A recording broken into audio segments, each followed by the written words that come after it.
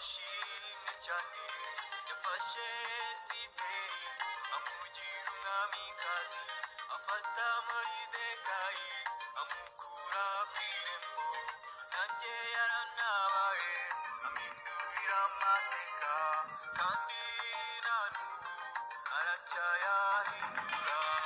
Uwiteka ashimwe cyane yafashe Esiteri.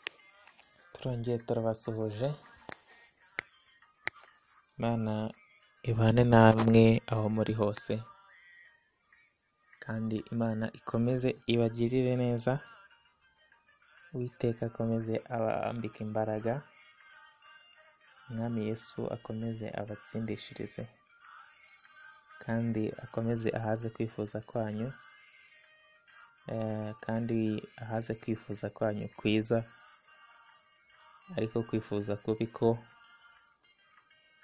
uko nguko akwirukane mu izina rya Yesu. Hanyuma uyu munsi tugiye gukomeza. Uyu munsi tugiye kurebera hamwe inzandiko zandikiwe abashumba b'amatorero. Izi nzandiko ziheruka ebyiri zandikiwe abantu ku giti cyabo, ni ukuvuga ngo Timoteyo na Tito. Pawulo niwe wabareze mu mwuka, ntiyabayoboraga gusa ahubwo yarabigishaga mu ijambo ry'Imana. Noneho reka dutangirire ku rwandiko rwa mbere Pawulo yandikiye Timoteyo. Biragaragara ko Pawulo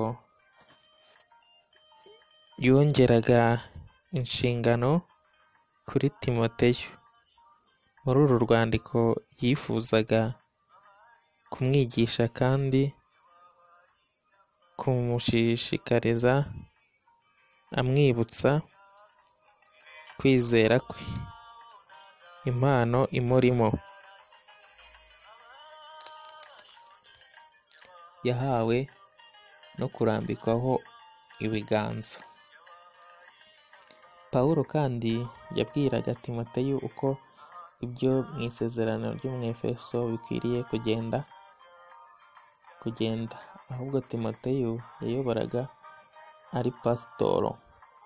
Ibibazo by'abigisha b'ibinyoma n'inyigisho z'ukuri zikenewe uko hakenewe abakuru b'itorero n'abadiyakoni, n'ibisabwa kuri buri mwanya. Impanuro z'uko bakwiye gufata abapfakazi. Hanyuma avuga uko bakwiye gufata abatunzi mu itorero. Igice cya gatatu gitondaguwemo by'umwihariko ibikenewe kuri buri mwanya w'umuyobozi w'itorero muri iki gitabo ndetse no muri Tito. Incamake y'igitabo cya mbere cya Timoteyo.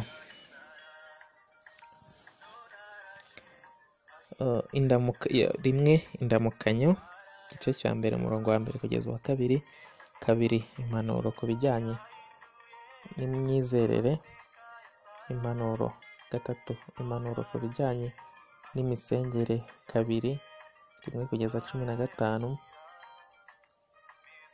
Kane, impanuro ku bijyanye n'abayobozi. Igice cya gatatu umurongo wa mbere kugeza uwa 16. Gatanu, impanuro ku bijyanye na zimwe mu nshingano. Igice cya gatanu umurongo wa 4 kugeza 16. Gatandatu, impanuro ku bijyanye na zimwe mu nshingano. Karindwi, impanuro za nyuma za Timoteyo. Igice cya gatandatu umurongo wa 11 kugeza uwa 16. Incamake z'uru rwandiko rwa mbere Pawulo yandikiye Timoteyo ni izo ngizo. Dukomeze turebera hamwe n'incamake mu rwandiko rwa kabiri Pawulo yandikiye Timoteyo.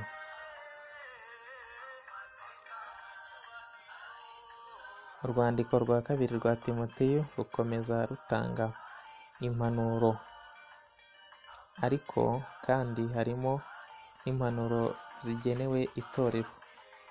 Ijambo rikuru ni impanuro rikwiriye itorero rya none riri muri gice cya kabiri umurongo wa 2.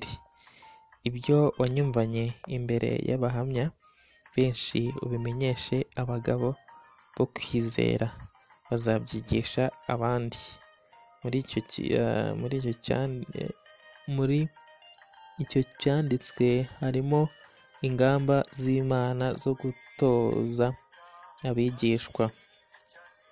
No muri Timoteyo wa mbere n'uwa kabiri, cyangwa se no mu rwandiko rwandikiwe Timoteyo rwa mbere n'urwa kabiri, ndetse no muri Tito. Ibyo kandi ni ibitabo biri mu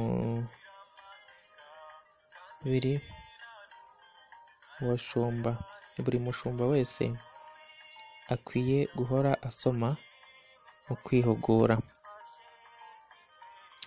Umva ibivugwa muri gice cya kabiri umurongo wa 15.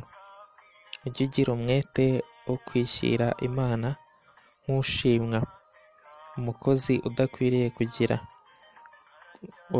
kwiriranya neza ijambo ry'Imana ry'ukuri.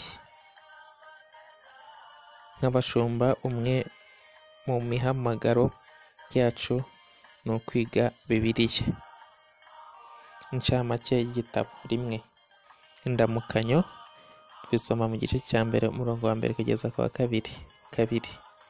Ishimwe Pawulo ashimira Timoteyo. Igice cya mbere umurongo wa 3 kugeza wa 7. 3. Timoteyo yibutswa inshingano ze. 1:8 kugeza 18. 4.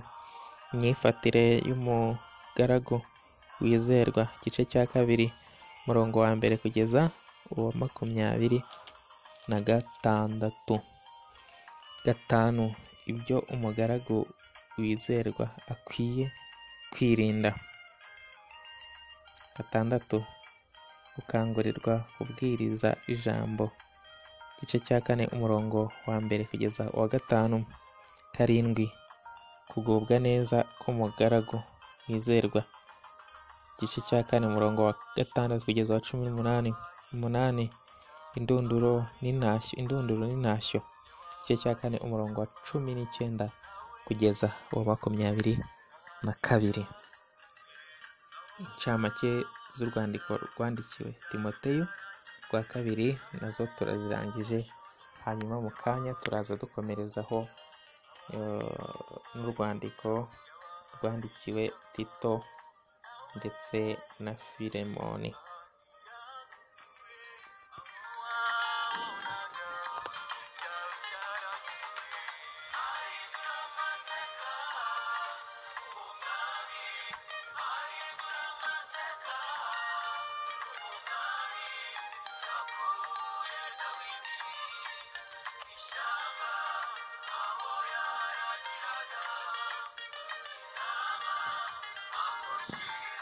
Hanyuma dukomeze tureba n'izi ncamake cyangwa se muri makeya uru rwandiko rwandikiwe Tito. Tito yari umushumba ukiri muto wabaga mu kirwa cy'i Kerete. Pawulo yamutoje nk'uko yatoje Timoteyo. Amagambo nyamukuru muri iki gitabo ni imirimo myiza. Ryakoreshejwe inshuro 6. Ubuntu. Igice cya mbere umurongo wa 1 n'uwa 4. Igice cya 13 umurongo wa 2. Igice cya 13. Igice cya 13 umurongo. Igice cya 3 umurongo wa 15. Igice cya 2 ni igice cy'ingenzi kivuga ku isano hagati ye n'itorero. Uvuga ngo igice cya 2 muri uru rwandiko rwandikiwe Tito ni igice cy'ingenzi kivuga ku isano iri hagati ye nyine Tito ndetse n'itorero. Incamake y'igitabo cya Tito. 1. Afungurana indamukanyo n'intashyo. kabiri, kurobanurwa kw'abakuru b'itorero. gatatu, inkozi z'ibibi mu itorero. kane, imikorere y'itorero. Tubisoma kabiri, igice cya kabiri umurongo wa mbere kugeza igice cya gatatu umurongo wa 11. gatanu, impanuro za nyuma n'intashyo. Tubisoma mu gice cya gatatu umurongo wa 12 kugeza uwa 15. Noneho turebere hamwe n'igitabo, urwandiko rwandikiwe umushumba Filimoni. Iki gitabo kigufi kigizwe n'igice kimwe n'urwandiko rwandikiwe umuntu ku giti cye ariwe Filimoni, wari wacitswe n'imbata ye Onesimo, wari warabyajwe agakiza na Pawulo. Pawulo yarimo agerageza ukuntu yamusubiza kwa Filimoni icyigisho gikomeye kuri Filimoni. Natwe ni ukubabarira abandi muri Kristo. Icyigisho kirimo hano, reka ngisubiremo. Pawulo yarimo agerageza ukuntu yamusubiza kwa Filimoni icyigisho gikomeye kuri Filimoni. Natwe ni ukubabarira abandi muri Kristo. Inshamake, isengesho ryo gushima Filimoni tubisoma mu gice cya mbere umurongo wa mbere kugeza wa 7. kabiri, kwinginga kwa Pawulo yinginga Onesimo tubisoma mu gice cya mbere umurongo wa 8 kugeza wa 18. gatatu, isezerano rya Pawulo kuri Filimoni igice cya mbere umurongo wa 19 kugeza 21. kane, ibya Pawulo ku giti cye tubisoma mu gice cya gatatu umurongo wa 12 kugeza uwa 15. Hanyuma inzandiko za gishumba cyangwa se zandikiwe abashumba, naho tuzisoreje. Imana ibaha umugisha, ikomeze kubana namwe aho muri hose. Imana ikomeze ibahire mu byo mukora byose. Njyewe wabagezagaho izi ncamake nitwa Urukundo Eric.